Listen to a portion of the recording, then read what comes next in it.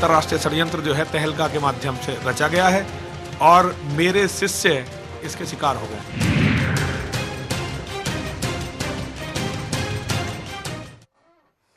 नमस्कार, आप देख रहे हैं सुदर्शन न्यूज और मैं हूं शशि तुषार शर्मा। दिल्ली एनसीआर से लेकर उत्तराखंड के बॉर्डर तक हिंद स्वाभिमान सेना ट्रेनिंग देकर अपनी धर्म सेना का विस्तार करके इस्लामिक स्टेट के खिलाफ लड़ने की तैयारी में है। उनका मानना यह है कि आईसिस यानी आईएसआईएस 2020 तक पश्चिमी उत्तर प्रदेश को अपने कब्जे में ले लेगा। इस समस्या को जहां दुनिया भर में आईएसआईएस ने अपना आतंक बचाया हुआ है, वहीं भारत में भी आईएसआईएस के एजेंट काम कर रहे हैं। ऐसे में देश पर खतरा है और हर वक्त ये खतरा बादल बन के मंडरा रहा है। आधुनिक स्वामी नरसिम्हानंद जी का कहना यह है कि हमें ऐसे देशद्रोही शक्तियों से रक्षा और भारत के पुराने अखाड़ा परंपरा को आगे बढ़ाने का काम करना चाहिए जो देश हित में होगा। आधुनिक स्वामी नरसिम्हानंद जी ने कहा है जो आरोप उन पर लगाए जा रहे हैं कि कुछ लश्कर समर्थित मीडिया है जो लगातार उन्हें बदनाम करने की कोशिश में है और साजिश उनके खिलाफ रची गई है जिससे कि इस कार्य को वो रोक सके। आज हमारे साथ खुद वो जुड़ गए हैं और हम उनसे बात करेंगे कि आखिर यति बाबा नरसिम्हानाथ सरस्वती कह क्या रहे हैं, सच्चाई क्या है, किस तरीके से ये स्टिंग ऑपरेशन किया गया है और इसके पीछे का असली सच क्या है। आज उन्हें खुद मौका सुदर्शन न्यूज दे रहा है अपनी बात रखने का। स्वागत है आपका यहाँ पर यति बाबा नरसिम्हा सरस्वती जी। जी धन्यवाद। इसी के साथ हमारे साथ कांग्रेस के नेता राजेश यादव भी बने हुए हैं, उनसे भी हम बात करेंगे। आपका भी बहुत स्वागत है। सरस्वती जी, मेरा सवाल ये कि किस तरह से ये स्टिंग ऑपरेशन हुआ, किस तरह के ये आरोप लगाए गए और आप तो कह रहे हैं कि कुछ जो मीडिया है वो भी बहुत बुरा काम कर रहा है आपके खिलाफ। देखिए हुआ क्या है, आईएसआईएस और हमारा जो ये दिखाया जा रहा है ये दो अलग अलग चीजें हैं। आईएसआईएस के खिलाफ हम एक वैचारिक युद्ध लड़ रहे हैं और आपने भी कहा कि आईएसआईएस पश्चिमी उत्तर प्रदेश पर कब्जा करने की तैयारी कर रहा है। आईएसआईएस के डॉक्यूमेंट आ चुके हैं। उन्होंने 2020 तक की घोषणा की है कि हम भारत पर कब्जा कर लेंगे और भारत पर कब्जा कर कर हम लड़ाई लड़ेंगे पूरे दुनिया से, यूरोप से और अमेरिका से। लेकिन ये मेरा मैटर नहीं है। मेरा मैटर है लोगों को जागरूक करना। यहाँ भारत में एक फौज है, एक संविधान है, पूरा एक चुनी हुई सरकार है, यहाँ लोग हैं जो इसे देखेंगे। लेकिन जिस तरह से भारत में इस्लामिक जिहाद के वाकयात बढ़ रहे हैं, मैं तो उसके बारे में लोगों को अपने प्रवचन के माध्यम से भी, और इस्लामिक जिहाद, देखिए मुसलमान नहीं, बहुत सारे लोग कह रहे हैं मैं मुसलमानों के खिलाफ हूं। मैं तो कभी ऐसा सोचा भी नहीं। लेकिन इस्लामिक जिहाद जो कहीं ना कहीं सारे काफिरों की हत्या करना चाहता, मैं उसके खिलाफ हूं। और ये जो आपको धर्म सेना की अभी आप बात कर रही थी, भाई मैंने ऐसा शब्द कल पहली बार सुना। जब मैं कल सुबह उठा तो मेरे एक शिष्य का फोन आया। उन्होंने कहा स्वामी जी आपकी धर्म सेना के बारे में अखबार में छपा है। मैंने कहा भाई धर्म सेना क्या है? उसने कहा जी आप कोई 15,000 की फौज बना रहे हो जो हथियारों के साथ आईएस से लड़ेगी। मैंने कहा अरे कैसे संभव भाई, हमारे पास हथियार हैं कहां? आईएस जो मतलब इराक की जिसने पूरी व्यवस्था को ध्वस्त कर दिया, आईएस जिसने सीरिया को ध्वस्त कर दिया, आईएस जिसके खिलाफ रूस और अमेरिका को लड़ना पड़ा, फ्रांस को लड़ना पड़ा, सारे यूरोप को खड़ा होना पड़ा, मैं उससे लड़ूं, ये कितनी बचकाना, मतलब मैं उससे सशस्त्र युद्ध की तैयारी करूं, ये भारत जैसी डेमोक्रेसी में केवल एक बचकाना और एक बच्चों जैसी बात लगती है। ये मेरे लिए संभव नहीं है। तो उसमें मुझे दिखाया गया कि जी इस तरह से है। फिर मुझे पता चला कि तहलका वालों का एक स्टिंग ऑफ, तहलका वालों ने कुछ एक वीडियो डाली है और एक टाइम्स ऑफ इंडिया में आर्टिकल आया है कि आप लोग एक सेना बना रहे हैं। तो देखिए नहीं, आप हथियार पूजा तो करते हैं। देखिए शस्त्र, देखिए मैं आपको नहीं डंडे नहीं, वहां तो हम हथियार पूजा तो हम जो है लाइसेंसी जो असला हमारे बच्चों, हमारे शिष्यों के पास है, हम उन्हें सबको बुलाते हैं, दशहरे के दिन करते हैं हथियार पूजा। लेकिन ये हथियार पूजा तो रावण की, जब रावण का वध हुआ उसके तुरंत बाद ये ट्रेडिशन हिंदू धर्म में। पर आप डंडों से किसको पीट लेंगे अभी? नहीं, देखिए डंडों से हम पीट नहीं रहे हैं। वो आईएसएस से कैसे मुकाबला कर लेंगे? आईएसएस से हम मुकाबला, देखिए ये कभी कल्पना भी नहीं की कि नरसिंहानंद और नरसिंहानंद के शिष्य आईएस से मुकाबला कर सकेंगे। मैं यूरोप में पढ़ा हुआ हूं, 1995 में मैंने एमटेक किया है, मैं सैन्य विज्ञान का छात्र रहा हूं। मैं इन बातों में विश्वास नहीं करता कि नरसिंहानंद आईएस से लड़ेगा या नरसिंहानंद के शिष्य आईएस से लड़ेंगे। क्या भारत में आर्मी नहीं है? क्या ये मैं पूछने वाली थी आपसे कि क्या आर्मी पे भरोसा नहीं है? क्या मुझे आर्मी, देखिए सुनिए, मुझे एक चीज तो है, मुझे भारत के राजनीतिक तंत्र पर भरोसा नहीं है, लेकिन आर्मी पर और फोर्स पर मुझे। आप राजनेता को कटघरे में खड़ा कर रहे हैं? देखिए मैं नहीं कर रहा हूं, इनके तो अपने काम है, ये तो अपने कर्म है इनके। देखिए ये तो सारी जनता जानती है, आज पूरी दुनिया जानती है। पूरी दुनिया में भारत के नेता एक मजाक का विषय है। ये देखिए, ये बच्चे हैं, ये छोटे से बच्चे हैं जिन्हें हम लोगों ने, देखिए हमारे हमारी जो ट्रेनिंग है जी, जिस ट्रेनिंग की आप बात कर रहे हैं, जो डंडों से लोग लड़ रहे हैं, एक ये पूरा गांव है रोरी, ये गांव आज से 10 साल पहले नशे की गिरफ्त में था जी। इस गांव में मेरे एक शिष्य हैं परमेंद्र आर्य, जिनकी फोटो आजकल मीडिया में बड़ी वायरल हुई है जी। ये कारगिल के लड़े हुए योद्धा हैं, ये कारगिल युद्ध में रहे हैं, एक्स आर्मी मैन हैं। ये आए अपनी रिटायरमेंट के बाद, इन्होंने मुझसे पूछा गुरुजी क्या करना चाहिए। मैंने कहा भाई तुम जो है अपने गांव के अंदर जो तुम्हारे गांव का पुराना अखाड़ा है उसकी देखभाल करो। तो आप ये देख रहे होंगे कि पट्टेबाजी के शस्त्र और गांव की पुरानी, इनके गांव में अखाड़े का नाम है सूरजमल अखाड़ा जी। इन्होंने उस अखाड़े को जो इनके गांव में डेड हो गया था उसे खड़ा किया। आज इन्होंने अपने गांव के अंदर सैकड़ों लोगों को नशे से मुक्ति दिलवाई है। इन्होंने अपने गांव के अंदर बहुत सारे लोगों को पुलिस में भर्ती का और मतलब मिलिट्री में भेजने का रास्ता खोला है जी। क्योंकि शारीरिक रूप से जब बच्चा स्वस्थ हो गया, तैयार हो गया, स्वस्थ होना जरूरी भी है शारीरिक रूप से, तो उसे पुलिस में और फोर्स में जाने के रास्ते खुल जाते हैं। ये हमारे परमिंदर जी ने किया। आज मैं मीडिया के माध्यम से मुझे पता चल रहा है कि परमिंदर पे आरोप है कि इसने एक आर्मी सेना खड़ी कर दी। तो मैं कहता हूं ये दो बेबुनियाद चीजों को, दो बिल्कुल अलग चीजों को मिला दिया गया।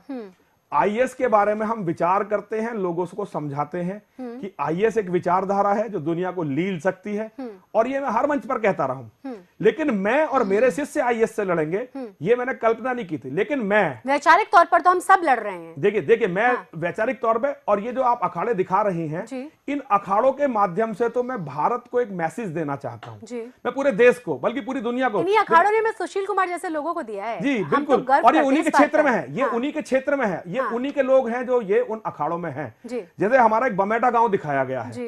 बमेटा गांव में अब तक पिछले 100 साल में बमेटा ने 50 अंतरराष्ट्रीय स्तर के हमें पहलवान दिए हैं इस देश को, जिन पर पूरा देश गौरव करता है। वहां 7 अखाड़े चल रहे हैं। उन 7 अखाड़ों में एक अखाड़ा छोड़ के 6 अखाड़े मेरे शिष्यों के हैं, जिसमें मुख्य रूप से अनिल यादव, पहलवान राजेश यादव, पहलवान करण यादव, पहलवान संजय यादव, प्रमोद यादव, ये सब मेरे शिष्य हैं। इस अपने पूरे पश्चिमी उत्तर प्रदेश में, एंटायर पश्चिमी उत्तर प्रदेश में आप जितने भी देखेंगे यादव, गुजर और जाट कम्युनिटी के जो गांव हैं, ये हमेशा मिट्टी से जुड़े हुए लोग रहे हैं। इनके शारीरिक शिक्षा इनके नहीं, आप कह रहे हैं कि इनके लिए जरूरी था, क्योंकि नशे की गिरफ्त में आप जा रहे हैं, सही दिशा में आप नहीं जा रहे हैं, तो कम से कम आपकी फिजिकल एक्टिविटीज को यहाँ पर ठीक किया जाए। अभी मेरे सामने स्क्रीन पे है, ये बमेटे का अखाड़ा है। जिस अखाड़े ने कम से कम 20 नेशनल प्लेयर दिए हैं। ठीक है, मैं राजेश यादव जी से पूछ लेती हूँ। राजेश यादव जी, जो इन्होंने तो आरोप खैर मीडिया पे भी लगा दिया, उन्होंने कहा कि कुछ भारत का लश्कर मीडिया है जो सही तरीके से चीजों को सामने नहीं रखता, इसीलिए हमने आपको पूरा मौका दिया कि आप अपनी बात को रखें। मेरा सवाल ये है, राजनेताओं पर भी सवाल उठा रहे हैं, सवाल अब ये है कि किसी भी तरीके से चीज़ों को गलत तरीके से प्रेजेंट करना है, जो बाकी की मीडिया में हम देख रहे हैं, और सवाल जो बार बार उठाए जा रहे हैं। डंडे रखकर तो आप आईएसआईएस से लड़ने नहीं जाएंगे। आप देखिए कितनी जगहों पर आपको AK-47 मिल जाएगा, कम से कम उस तरह के हथियार तो इनके पास नहीं है, फिर आरोप किस बिना पर? नहीं, देखो, ये किसी मीडिया ने, हो सकता है पूरी मीडिया तो खराब नहीं है जी, लेकिन हो सकता है 100 में एक 100 में एक हो सकता है कोई न्यूज वाला इस तरह की हरकत कर दे। जैसे स्वामी जी तो जैसे बता रहे हैं कि ये तो बहुत अच्छा काम कर रहे हैं, नशे में गांव मुक्त कराए हैं, और ये बमेटा का भी जिक्र कराया इन्होंने, इनके बहुत शिष्य पहलवान हैं, तो अच्छी दिशा में काम है। लेकिन जहाँ तक वो खुद ही इनकार कर रहे हैं कि मैं सेना नहीं बना रहा हूँ, तो उस पर बात करना ही, क्योंकि वैसे भी देश की जो सेना है, फोर्स है, और पढ़े लिखे हैं स्वामी जी, उनको पता है, महसूस है कि सेना से बड़ा हम कोई भी दूसरा संगठन खड़ा नहीं कर सकते। बिल्कुल, हमें सेना पे हमें गर्व है, हमारे देश को गर्व है, और सक्षम है आईएएस से लड़ने के लिए या किसी देश से भी लड़ने के लिए। सेना हमारी हर चीज से। बिल्कुल। एक और चीज देखिए, इन्होंने ये लिखा हुआ है, जिसमें इन्होंने बड़ा साफ शब्दों में लिखा हुआ है, जो मुझे समझ में आई। ये तो बहुत गलत है ना स्वामी जी, आपने लिखा है कि मुस्लिम का प्रवेश वर्जित है, ये आपने कैसे लिख दिया? देखो, मैं आपको ये बताऊं जी, देखिए मैं आपको इसका कारण बताता हूं। मैं डासना में रहता हूं, वहां बहुतायत मुसलमानों की है जी, और वहां 85% आबादी मुसलमानों की है। मुझे मुसलमानों से कोई दिक्कत नहीं थी। देखिए, एक बहुत बड़ा अंतर मानसिकता का है। हमारे साथ राजेश यादव जी बैठे हुए हैं, इनका छोटा भाई अगर किसी की लड़की को छेड़ दे, या आप समझो बेटा आप मेरी बेटी जैसी हो, अगर इनका छोटा भाई आकर आपसे बदतमीजी कर दे, तो ये कभी भी अपने भाई को सपोर्ट नहीं करेंगे। ये कभी भी अपने भाई के साथ ये कहने नहीं जाएंगे कि लेकिन हमारे साथ क्या होता था, हमारे यहाँ मेला लगता था जी। 2 बड़े मेले लगते हैं जिसमें लाखों लोग आते हैं। हमारे पूरे क्षेत्र के 100 गांवों की कुलदेवी है मां, जिसके मंदिर का मैं महंत हूं जी। वहां बहुत सारे लड़के केवल इसलिए आते थे कि वो मेरी बहनों को, मेरी बेटियों को छेड़ेंगे, और मैं इससे बहुत परेशान था जी। इस बोर्ड के लगने से पहले आप पता करिए कि हमने कम से कम 60 बार वहां पुलिस स्टेशन पे कंप्लेंट इस बात की है कि नहीं की है। हमने 50-60 बार पुलिस वालों से कहा कि भाई हमारे यहाँ हमारी बेटियां आती हैं पूजा के लिए, पूरे डासने में और कोई जगह नहीं है जहां बहन बेटी बैठ सके जी। तो उस मंदिर में लोग आते थे, लड़कियों को छेड़ते थे, और अगर हम रिवोल्ट करते, हम कहते थे भाई नहीं छेड़ो, तो उनके साथ सैकड़ों की भीड़ हमसे लड़ने के लिए आती थी जी।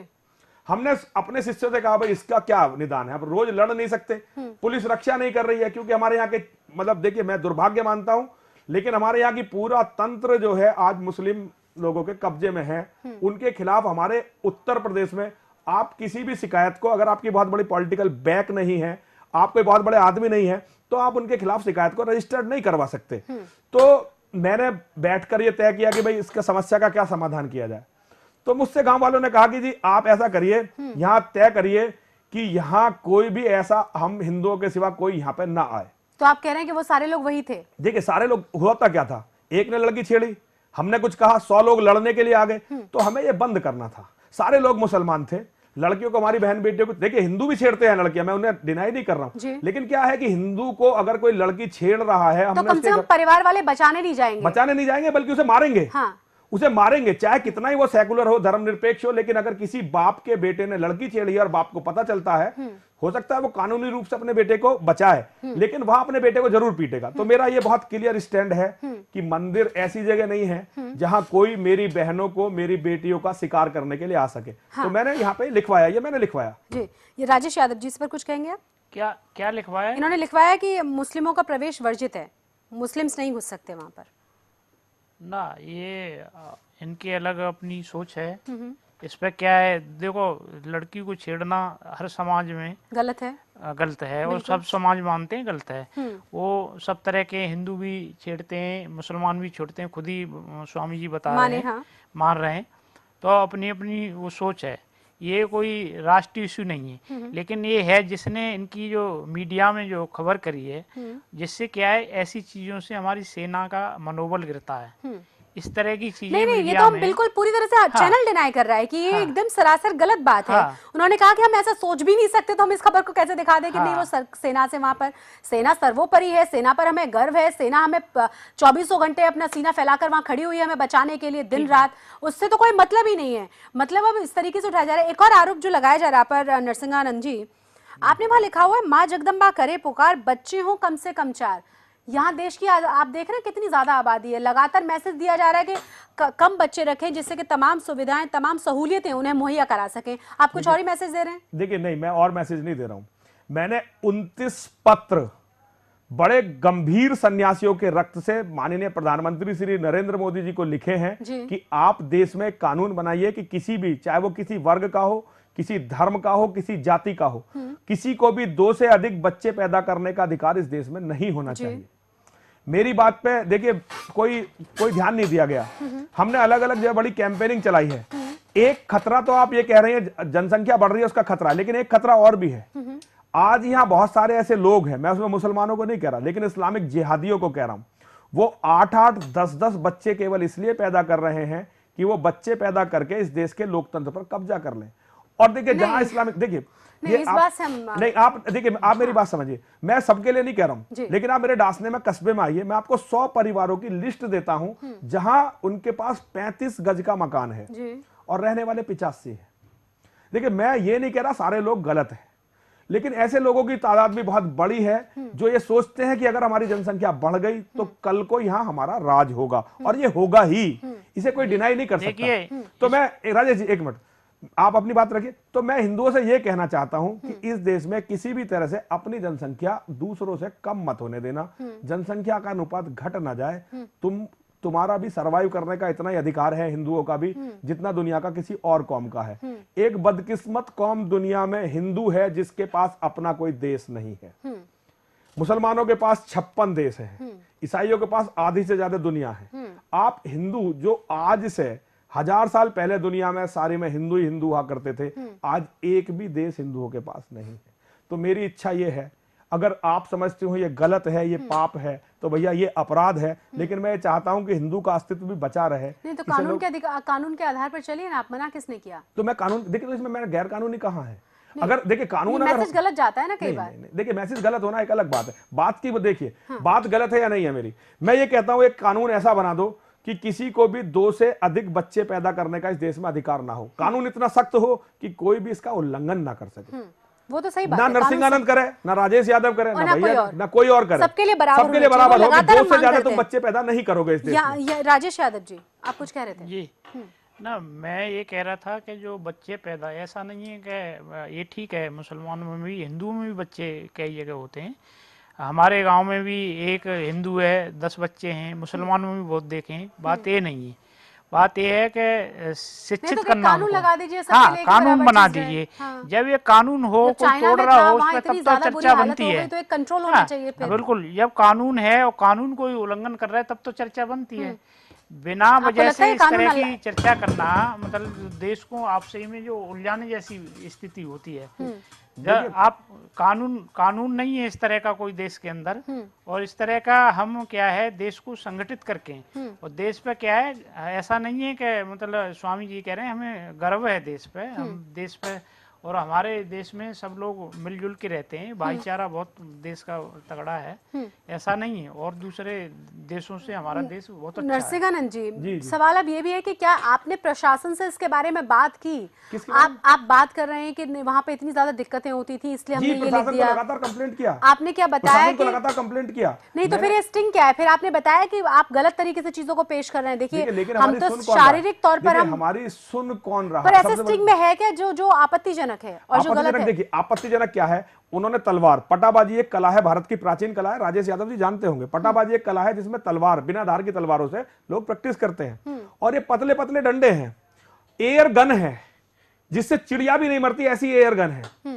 उसको चित्र में दिखा के हमें ये चित्रित किया गया है कि हम आईएस से इनके बूते पर टक्कर लेने की तैयारी कर रहे हैं। बहुत सारे लोगों को मौका मिलता है आज हिंदू के दमन का। मैं आपको एक बहुत छोटा सा केस बताना चाहता हूं। पश्चिमी अभी एक उत्तर प्रदेश में हमने एक बहुत बड़ा तमाशा देखा जी। एक कमलेश तिवारी हिंदू महासभा के राष्ट्रीय कार्यवाहक अध्यक्ष हैं, उन्होंने एक बयान दिया। मैं कहता हूं उन्हें बयान नहीं देना था, गलत था। चलिए मैं खुद कहता हूं गलत था, ठीक है। लेकिन उसके बाद जो हैवानियत का नंगा नाच उत्तर प्रदेश में हुआ, एक मौलाना ने मुजफ्फरनगर में, मैं आपको देखिए अभी अखबारों की कटिंग अपने व्हाट्सएप से प्रोवाइड करवा सकता हूं। एक मौलाना ने खड़े होकर कहा डीएम और एसएसपी के सामने, पूरे प्रशासन के सामने, कि भाई इस कमलेश तिवारी का सर लाओ, मैं तुम्हें 51 लाख रुपए दूंगा। और देखिए कब कहा, जबकि कमलेश तिवारी जेल में थे, उन पर रासू का तामील हो चुकी थी, उन पर रासू का तामील हो चुकी थी। उसके बाद मुरादनगर में एक मौलवी सभा करता है जिसमें 50,000 मुसलमानों को इकट्ठा करता, और वो वहां पे खड़ा होकर कहता है कि कमलेश तिवारी का सर लाओ, मैं 1,51,00,000 रुपए दूंगा।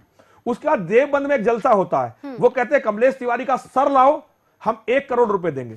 देखिए ये चीजें डरा देती हैं मुझ जैसे सन्यासी को, ये चीजें डरा देती है मुझ जैसे सन्यासी। कानून के हिसाब से तो कोई चलेगा ही नहीं, मतलब आप नहीं देखिए, तो ये देखिए कानून के हिसाब से आप हमें बताइए ना, हमने कानून कहां तोड़ा? नहीं, मैं राजेश यादव जी आपसे पूछना चाहूंगी, कानून पे विश्वास है नहीं इन लोगों को, और फिर इनके खिलाफ आप ही के समर्थन वाली सरकार है, आप ये भी मानिए, बड़ा आपका एकजुटता दिखाई देती थी पिछली सरकार में जब आप केंद्र में थे। मेरा सवाल अब ये है कि आप क्या संविधान में विश्वास नहीं रखते? आप क्या अखिलेश सरकार से बात नहीं करेंगे? और आपको एक और क्या केस याद होगा, जो मुजफ्फरनगर जबरदस्त दंगा हुआ था, वहां पर सुप्रीम कोर्ट ने रोक लगाई थी कि आप सिर्फ मुस्लिम्स को क्यों तमाम मुआवजा दिए जा रहे हैं, वहां पर हिंदू लोग जो प्रताड़ित हुए हैं, वहां पर जिनके साथ जो तमाम चीजें हुई हैं, जो पीड़ित हैं, उनको भी दीजिए। ये भी कोर्ट का पूरा मामला है। मेरा कहना यह है कि क्या सिर्फ धर्म के आधार पर, क्या सिर्फ वोट बैंक के आधार पर देश में राजनीति नहीं हो रही है?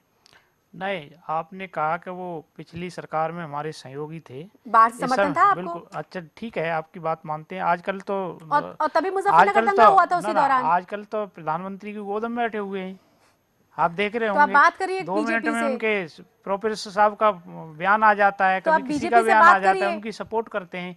बीजेपी से देखिए, अगर बीजेपी काम नहीं करी तो आपसे हम उम्मीद तो कर सकते हैं ना। बीजेपी कोई काम नहीं करती है, काम में विश्वास बीजेपी को नहीं छोड़ है। दीजिए, बीजेपी के रिप्रेजेंटेटिव हमारे साथ नहीं है अभी। मेरा कहना ना, यह है कि विपक्ष में नहीं आप हैं तो हम आपसे तो उम्मीद कर सकते हैं ना। देखिए मैं वही बताते जा रहा हूँ, क्या आप ये कभी मंदिर मुद्दा ले आएंगे, कभी इनके राजेश यादव जी सुन लीजिए, आपको मंदिर आप, मुद्दा लग रहा है, आपको ये नहीं लग रहा कि कोई 1 करोड़ 25 लाख 1 करोड़ 51 लाख रुपए खुलेआम मांग रहा है, प्रशासन के सामने मांग रहा है। ये जो हो सकता है, ये स्वामी जी सही कह रहे हैं, इस तरह की तो बहुत सारे मैं उदाहरण दे दूंगा आपको देश में, किन किन लोगों ने क्या क्या करा, कि 100 करोड़ रुपए दूंगा, 51 करोड़ दूंगा, इस तरह की बातें बहुत लोगों ने करी हुई हैं। यादव जी बिल्कुल सही कह रहे हैं। देखिए तो इस तरह की सही कह रहे हैं। और ये जरूरी नहीं है कि डेनमार्क में जो मुसलमान ने भी कार्टून करी बना है, था, बहुत हिंदुओं देखिए ने देखिए नहीं एक इसमें 51 करोड़ की जो बात आई है, ये भी एक बात बहुत अगर मौलवी के पास इतने पहले पैसे सुनिए। हैं, अगर उनके पास इतने पैसे हैं तो वो पढ़ाने लिखाने में या हॉस्पिटल खोलने में, तमाम चीजों के भलाई में क्यों उसको खर्च नहीं कर देते? देखो पैसे तो बहुत लोग, वही तो कह रहा हूँ मैं, राजनीति करते हैं। ये देखिए, अब आप कहेंगे फिर उसी पे कोर्ट में जब केस चल रहा है, आप देखिए मस्जिद, हम तो मंदिर बनाइए, बड़ी खुशी की बात है, बनाइए, और हम हिंदू हैं, हम पूजा टॉपिक से डाइवर्ट मत होइए। हम बात कर रहे हैं कि जो चीज के लिए संविधान है, जिस देश में जिस जगह पर आप रह रहे हैं, अगर कोई चीज अगर आपको बुरी लगती है तो आप कोर्ट जाइए, लेकिन सरकारें अपने वोट बैंक के लिए क्यों इस्तेमाल करती हैं? ना आप उनकी पढ़ाई के बारे में सोचते हैं। आप एक बात और समझिए, आप एक बात और समझिए। जब आप कह रही है कोर्ट जाइए, तो स्वामी जी कोर्ट क्यों नहीं जा रहे हैं? तो कोर्ट में सरकार नहीं सुन रही है, कोर्ट में पूरा मामला है। मैं तो कोर्ट जाइए, सुब्रमण्यम स्वामी का पक्ष लेने के लिए मैं यहाँ नहीं बैठी हूँ, ये पूरा मामला कोर्ट में है। तो जब उनके साथ कोई अन्याय हुआ है तो कोर्ट जाइए, जब कोई रिप्रेजेंटेटिव हो तो आप ये सवाल पूछिए, विपक्ष में आप सवाल उठाइए, तो सिर्फ यहाँ का जवाब दीजिए। स्वामी जी को भी किसी तरह का डर नहीं होना चाहिए, एक दायरे में कर रहे हैं और अच्छी नियत से कोई भी काम कर रहे हैं, स्टिंग हो जाए कुछ भी हो जाए, उससे क्या फर्क पड़ेगा? अब राजेश यादव जी, उतनी निष्पक्षता से आपने ये सवाल तब क्यों नहीं उठाया जब केंद्र में आप ही की सरकार थी, बाहर से उनका समर्थन था, मुजफ्फरनगर का दंगा हुआ, उसके लिए अखिलेश यादव क्यों जिम्मेदार नहीं थे? दूसरा मेरा सवाल कि वहां पर सिर्फ मुस्लिम्स को ही मुआवजा क्यों दिया जा रहा था, इस पर कोर्ट ने संज्ञान लिया, आपने क्यों नहीं बात उठाई? ना देखिए, ये राज्य सरकार का, सबके लिए बराबर रखिए ना, बिल्कुल बराबर रखेंगे। राज्य सरकार का उनका अपना क्या आकलन था, तो फिर मोदी को आप दोषी कैसे ठहरा देते हैं 2002 के लिए? किसको? अगर राज्य सरकार का अपना डिसीजन है और राज्य सरकार के लिए दोषी नहीं है, मैं लास्ट कमेंट लूंगी। सरकार तो आजकल मोदी साहब के साथ ही बैठी हुई है। नहीं, मैं पहले की बात करी थी। यहाँ पर आखिरी कमेंट में लेना चाहूंगी नरसिंह आनंद जी, आपका जी, समय की कमी है जी। आखिरी कमेंट है कि आगे आपकी क्या स्ट्रेटेजी है, रणनीति क्या है, और किस तरह से आप लोगों को बताएंगे कि ये जो तमाम चीजें हैं गलत हैं, और आप किस तरीके से खुद को साबित करेंगे? देखिए, मुझे कुछ साबित नहीं करना है। इस टाइम उत्तर प्रदेश में जो सरकार है और जो मतलब जिस तरह से वो न्यायपूर्ण तरीकों पर उतरी हुई है, मुझे बहुत ज्यादा उम्मीदें नहीं है। न्यायपालिका हमें कुछ मदद कर सकती है, लेकिन वो अगर कुचलने पाए तो कुचल देंगे। मुझे उनसे कोई बहुत ज्यादा उम्मीद नहीं। पब्लिक है, पब्लिक हमारे साथ है, बहुत सारी जनता है, लेकिन आगे की स्ट्रेटेजी मेरी बहुत स्पष्ट है। हम ना डरेंगे और ना ही डर को मानेंगे। जो काम हमारे चल रहे हैं शारीरिक शिक्षा के, जो काम हमारे चल रहे हैं अवेयरनेस के, जो काम हमारे अच्छे काम चल रहे हैं जिनमें हमें करने से आत्मिक संतोष है, हम उन्हें करते रहेंगे। चलिए, बहुत बहुत शुक्रिया आप दोनों ही मेहमानों का, और उम्मीद हम ये कर रहे हैं कि वैचारिक जो लड़ाई है वो आईसिस जैसे आतंकी संगठनों के खिलाफ होनी चाहिए, और वो पुरजोर तरीके से होनी चाहिए। कम से कम वैचारिक तौर पर तो ये अवेयरनेस फैलाई जाने की जरूरत है, क्योंकि जिस तरीके से लोग वहां पहुंच रहे हैं उनके पक्ष से लड़ने के लिए, वो भी कहीं ना कहीं बहुत गंभीर मुद्दा है। बहुत बहुत शुक्रिया आप दोनों ही मेहमानों का। इसी के साथ इस खास पेशकश में बस इतना ही। जय हिंद।